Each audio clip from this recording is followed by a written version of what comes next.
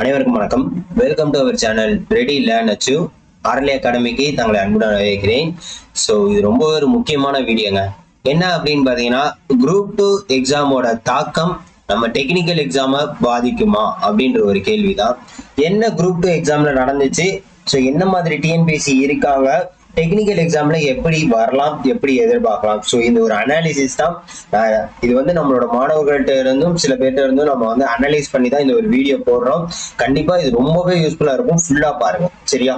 So நம்ம சேனலுக்கு யாரும் புதுசாக இருந்தீங்கன்னா தயவுசெய்து என்ன பண்ணுங்க, சப்ஸ்கிரைப் பண்ணிக்கோங்க, உங்களோட ஃப்ரெண்ட்ஸ் எல்லாருக்குமே ஷேர் பண்ணிடுங்க. ஸோ குரூப் 2 எக்ஸாம் அனாலிசிஸ் இப்ப ரீசெண்டா நடந்ததுதான் நமக்கு குரூப் 2 எக்ஸாம். ஸோ இந்த குரூப் 2 எக்ஸாம்ல என்ன அப்படின்னு பாத்தீங்கன்னா, மிகப்பெரிய மாற்றங்கள் என்ன அப்படின்னு பாத்தீங்கன்னா, ஸோ இதுதான், ஆளும் புதுசு ஆட்டமும் புதுசு. என்ன சார் பிக் பாஸ் டயலாக்லாம் சொல்றேன் அப்படின்னு நினைக்காதீங்க. நம்ம டிஎன்பிஎஸ்சிக்கு பாத்தீங்கன்னா புதிதா என்ன பண்ணாங்க, தலைவர் பிரபாகர் அவர்களை நியமிச்சாங்க, உங்களுக்கே தெரியும்.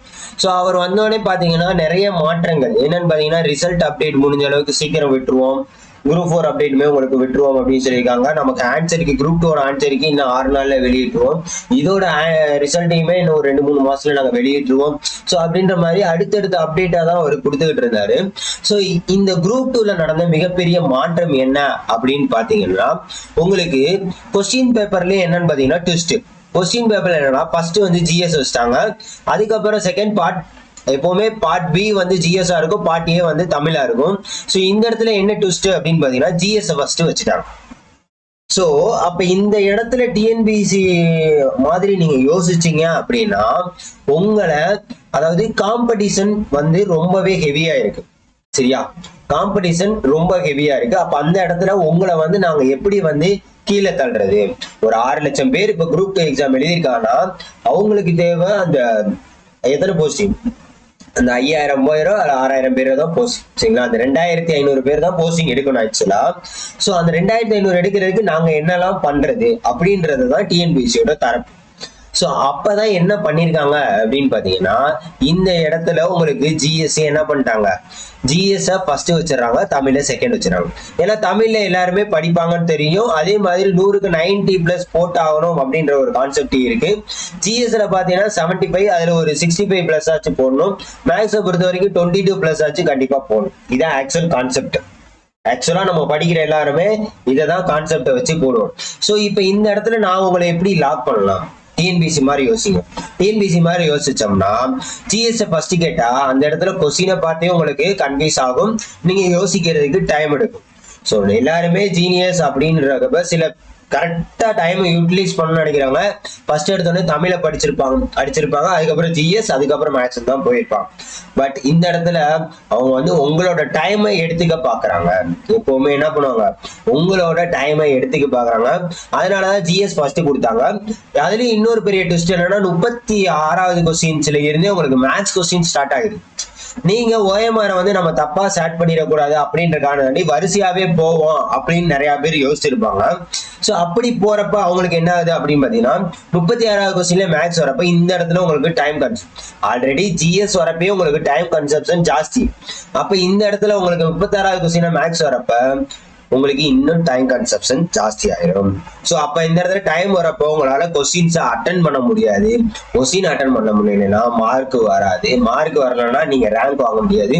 அப்போ உங்களை அந்த இடத்துல என்ன பண்ணிடுறாங்க, டிஎன்பிசி அந்த இடத்துலயே கீழே தள்ளிடுறாங்க. புரியுதா? ஸோ ஏன் அவங்க கீழே தள்ளணும் அப்படின்னு பாத்தீங்கன்னா, காம்படிஷன். டிஎன்பிசி எழுதுறவங்க 6 லட்சம் பேர் எழுதியிருக்காங்க 2500 வேகன்சிக்கு, சரியா? அப்படி இருக்கிறப்ப யோசிச்சு பாருங்க. இன்னொரு பெரிய கேள்வி என்ன அப்படின்னு பாத்தீங்கன்னா, ஒன்லி சிலபஸ் தான் கேட்கிறாங்களா அப்படின்ற ஒரு கான்செப்ட் இருக்கு.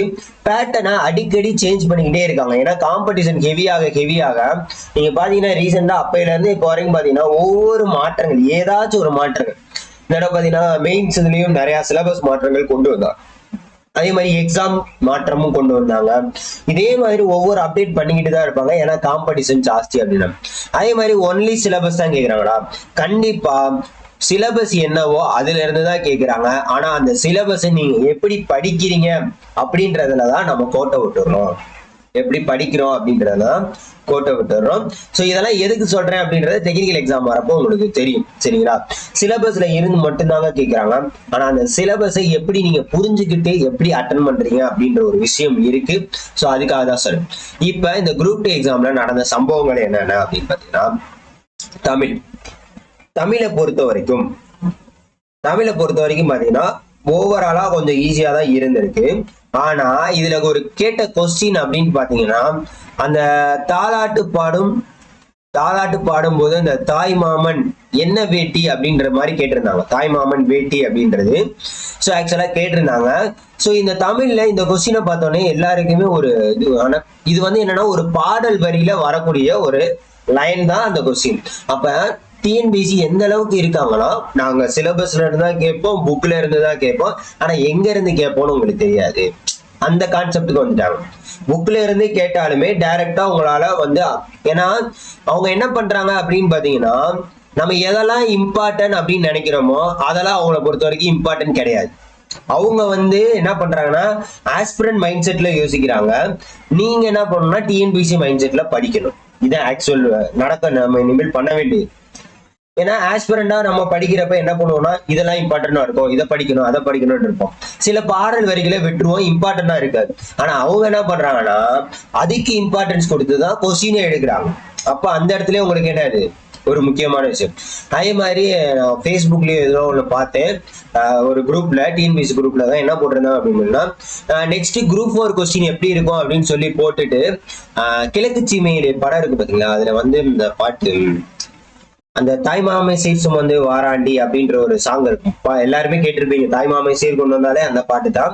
அதுல அந்த தாய்மாமை சீர் சுமந்து வாராண்டி அதுல டேஷ் கொலுசு வந்து தாராண்டி அப்படின்றது மாதிரி ஒரு கொஸ்டினை போட்டு 4 ஆப்ஷன் கொடுத்தாங்க. அதுக்கு ஆன்சர் தங்கம். சோ ஏன் அப்படின்னா அந்த லெவலுக்கு கேட்பாங்க அப்படின்றது எனக்கு ஒரு மாதிரி சிரிப்பா இருந்தாலும் அந்த இடத்துல நான் சிந்திச்சேன்.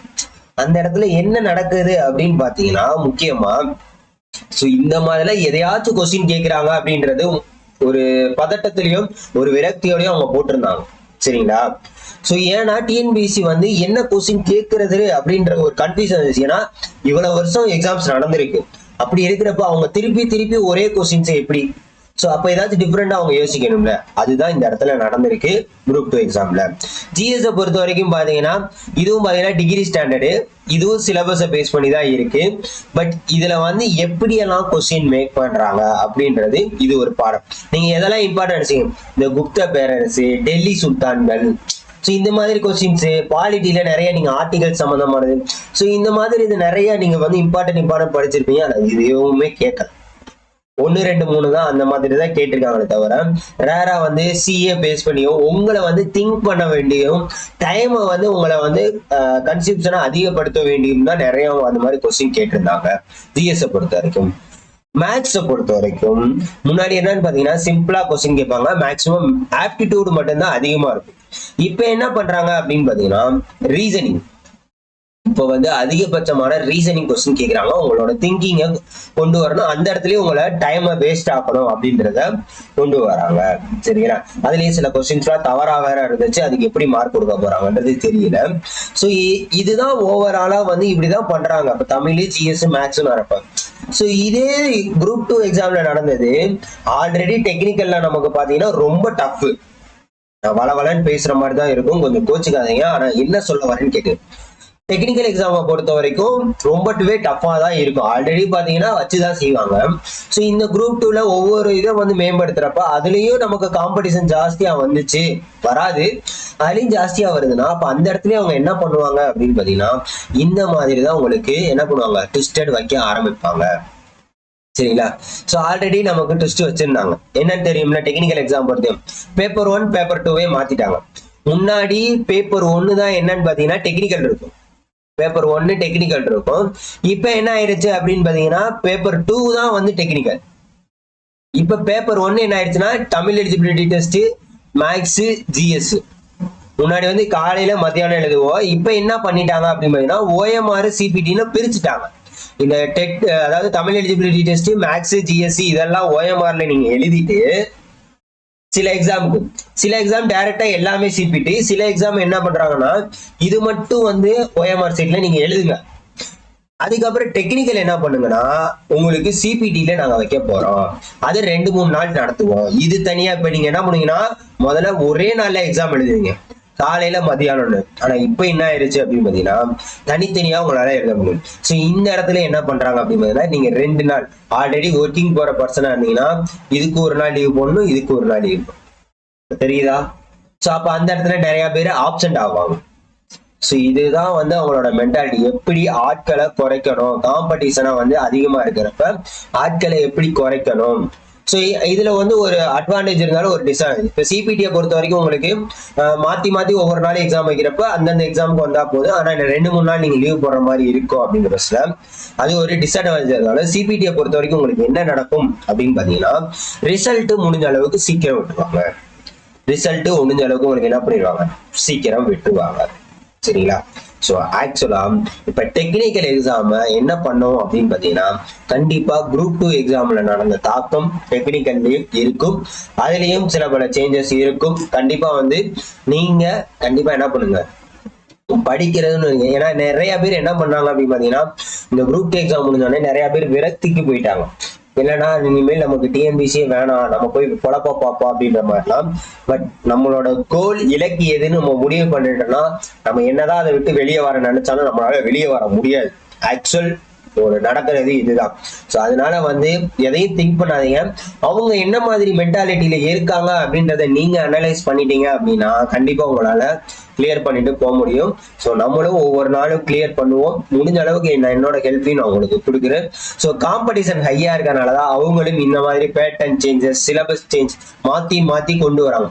ஏன்னா சிலபஸை மாத்திக்கிட்டே இருக்காங்க அப்படின்னா அவங்க வந்து ஒரு பேட்டர்ன்ல ஆல்ரெடி படிச்சவங்க திருப்பி புதுசா படிக்கிறப்ப கொஞ்சம் திணறதான் செய்வாங்க. அதுதான் அவங்களுக்கு வேணும். ஏன்னா அவங்களுக்கு தேவை கொஞ்சமான ஆட்கள் தான். சரியா? இப்ப டிஎன்பிசி மென்டாலிட்டி உங்ககிட்ட என்ன எதிர்பார்க்கறாங்க அப்படின்னு பாத்தீங்கன்னா இந்த 3 விஷயம் உங்ககிட்ட இருக்கான்னு பாக்குறாங்க. Confidence, understanding, practice. என்ன கான்பிடன்ஸ் அப்படின்னு பாத்தீங்கன்னா ஒரு கொஸ்டின் நாங்க வந்து எம்சிக்யூ டைப்ல ஒரு 4 ஆன்சர் வச்சு கேட்கறோம்னா கான்பிடண்டா இதான் உங்களுக்கு ஆன்சர்னு கிளிக் பண்ண முடியுதா அப்படின்றத முதல் விஷயமா கேட்கிறாங்க. அடுத்து அண்டர்ஸ்டாண்டிங், அதாவது நீங்க சிலபஸை அண்டர்ஸ்டாண்ட் பண்ணி தான் படிச்சிருக்கீங்களா அப்படின்ற ஒரு கான்செப்ட் வரும். ஏன் சிலபஸ் அண்டர்ஸ்டாண்ட் பண்ணி தான் வருது அப்படின்னு கேக்குறீங்க அப்படின்னா அந்த சிலபஸ்ல கொடுத்துருக்க டாபிக் தான் அவங்க வந்து கொஸ்டின் கேட்டிருப்பாங்க, சிலபஸ்ல இல்லாதது கேட்க மாட்டாங்க. அப்ப சிலபஸ்ல இருக்கிற டாபிக்கே அவங்க என்ன பண்ணுவாங்கன்னா அந்த இடத்துல ட்விஸ்ட் வைப்பாங்க, இது நம்ம படிச்ச மாதிரியே இல்லையே அப்படின்னு. ஆனா அந்த சிலபஸ்ல இருக்கிறதான் இருக்கும், அந்த சிலபஸை பேஸ் பண்ணி தான் பாட புத்தகத்துல இருக்கும், அதை நம்ம படிச்சிருக்க மாட்டோம். சோ இதுதான். அப்ப அந்த இடத்துல அண்டர்ஸ்டாண்ட் பண்ணிருக்கீங்களா? இப்ப டைரக்டாவே ஜிஎஸ் எல்லாம் பாத்தீங்கன்னா நீங்க இப்ப ஒரு ஆளுநரை பத்தியோ யாரை பத்தியோ கவர்னர் குடியரசுத் தலைவரை பத்தியோ படிச்சிருக்கீங்க அப்படின்னா படிச்சிருப்போம். ஆனா அவங்க அதையே கரண்ட் அஃபேர்ஸை பேஸ் பண்ணி ட்விஸ்டடா கேட்பாங்க. சிலபஸ்லயும் இருக்கு, ஆனா நீங்க அண்டர்ஸ்டாண்ட் பண்ணிருக்கீங்களா அப்படின்றதா அவங்களோட கான்செப்ட். புரியுதா? அடுத்து பிராக்டிஸ். என்ன பிராக்டிஸ் அப்படின்னு பாத்தீங்கன்னா நீங்க ப்ரீவியஸ் இயர் கொஸ்டின் பேப்பர்லாம் எடுத்து பிராக்டிஸ் பண்ணிருக்கீங்களா? ஏன்னா அவங்க என்ன பண்றாங்கன்னா ரிப்பீட்டடா ப்ரீவியஸ் இயர் கொஸ்டின் தான் கேட்கறாங்க. ஆனா வந்து டைரக்டா அந்த ப்ரீவியஸ் இயர் கொஸ்டின்ல தான் வந்துச்சுன்றத ட்விஸ்ட் அந்த இடத்துல வந்து ஒரு சின்ன ட்விஸ்ட் வச்சிருவாங்க. வேர்டிங்ஸோ ஏதோ ஒண்ணு மாத்தி கொடுக்குறப்ப நீங்க வந்து அதை கரெக்டா ப்ரீவியஸ் இயர் கொஸ்டினை பார்த்திருந்தாதான் உங்களுக்கு தெரியும். ஸோ அப்ப அந்த இடத்துல நீங்க பிராக்டிஸ் பண்ணல, கொஸ்டின்ஸ் பிராக்டிஸ் பண்ணல. அதே மாதிரி டைம் மேனேஜ்மெண்ட் நீங்க சரி பண்ணல அப்படின்றதுதான் ஒரு முக்கியமான விஷயம். சரிங்களா? சோ இந்த 3 விஷயத்த நீங்க டெக்னிக்கல் எக்ஸாம்ல புரிஞ்சுக்கிட்டீங்க அப்படின்னா ஈஸியா எந்த விதமான டெக்னிக்கல் எக்ஸாமையும் நீங்க கண்டிப்பா கிளியர் பண்ணிடலாம். அடுத்து வரக்கூடிய எந்த எக்ஸாம் டிஎன்பிசில கேட்டாலுமே உங்களுக்கு பண்ண முடியும். ஏன் அப்படின்னா இவங்க டிஎன்பிசி என்ன பண்ணாங்கன்னா யூபிஎஸ்சி ஸ்டாண்டர்ட் லெவலுக்கு போயிட்டாங்க. யூபிஎஸ்சி பாத்தீங்கன்னா சிலபஸ் கொடுத்திருப்பாங்க, படிச்சிருப்பாங்க. என்னதான் படிச்சிருந்தாலும் இந்த 3 விஷயம் அவங்களுக்கு இருந்தா மட்டும்தான் அவங்களால கிளியர் பண்ண முடியும் அப்படின்றதே தான். டிஎன்பிசியோட ஸ்டாண்டர்டும் வர வர கூடிக்கிட்டே தான் இருக்கு. ஸோ அதுக்கு தகுந்தாப்புல நம்மளோட ஸ்டாண்டர்டையும் உயர்த்திக்காங்க, படிக்கிற தரத்தையும் கண்டிப்பா என்ன பண்ணுங்க, உயர்த்திக்காங்க. சரியா? நம்ம கிட்ட எல்லா விதமான டெக்னிக்கல் மெட்டீரியல் இருக்கு. வேணுங்கிறவங்க இந்த நம்பரை கான்டாக்ட் பண்ணுங்க, இல்ல rlaacademy.comல போயிட்டு பாருங்க. வேற எதுவும் டவுட்ஸ் இருந்தாலும் தாராளமா கேளுங்க. அதே மாதிரி மோட்டார் வெஹிக்கிள் இன்ஸ்பெக்டர் மெட்டீரியல் நம்ம கிட்ட அவைலபிளா இருக்கு. பிடிஎஃப் மெட்டீரியல் தான் நம்மளோட ஃபுல்லாவே பாருங்க. இப்ப end of the conclusion, moral of the story என்ன அப்படின்னு பாத்தீங்கன்னா இந்த குரூப் 2 எக்ஸாம் டெக்னிக்கல் எக்ஸாம் பாதிக்குமான்னு கேட்டீங்கன்னா கண்டிப்பா பாதிக்கும். நீங்க படிக்கிறப்போ வந்து எல்லாமே கஷ்டமா தான் கொஸ்டின் வரும்னு நினைச்சு படிங்க. ஏன்னா அப்பதான் உங்களுக்கு கொஸ்டின் ஈஸியா வந்தாலும் பிரச்சனை இல்லை, கஷ்டமா இருந்தாலும் பிரச்சனை இல்லை. ஏன்னா நீங்க கஷ்டம் நினைச்சு படிச்சுட்டு போனீங்கன்னா கஷ்டமா இருந்தாலும் நமக்கு தான் தெரியுமே கஷ்டமா தான் கேட்பாங்கன்ட்டு அப்படி ஒரு சாக்ரிஃபைஸோட வரலாம், ஒரு சாட்டிஸ்பேக்ஷனோட வரலாம். இல்ல ஈஸியா தான் வரும்னு நினைச்சிட்டு கஷ்டமா இருந்துச்சுன்னா ஒரு டிஸ்சாட்டிஸ்பேக்ஷன் ஆயிடுவீங்க. அதனால எல்லாமே கஷ்டமா தான் கேட்பாங்க, நம்மளோட காம்படிஷன் அதிகமா இருக்கு. ஸோ அதனால என்ன பண்ணுங்க, முடிஞ்ச அளவுக்கு உங்களை நீங்க தரத்தை உயர்த்தி நல்லபடியா படிங்க. ஸோ அடுத்தடுத்து வீடியோ கிளாஸஸ் உங்களுக்கு வரும், கண்டிப்பா என்ன பண்ணுங்க, சப்போர்ட் பண்ணுங்க. உங்களோட ஃப்ரெண்ட்ஸ் எல்லாருக்குமே ஷேர் பண்ணி விடுங்க. இது ரொம்பவே உங்களுக்கு யூஸ்ஃபுல்லா இருக்கா இல்லையா அப்படின்றத கமெண்ட் பண்ணுங்க. ஸோ நீங்க எந்த மாதிரி அனாலிசிஸ் பண்ணிருக்கீங்க அப்படின்றதையும் கீழே கமெண்ட் பண்ணுங்க. மறக்காம நம்ம சேனலை சப்ஸ்கிரைப் பண்ணி உங்களோட ஃப்ரெண்ட்ஸ் எல்லாருக்குமே ஷேர் பண்ணி விடுங்க. Thank you so much.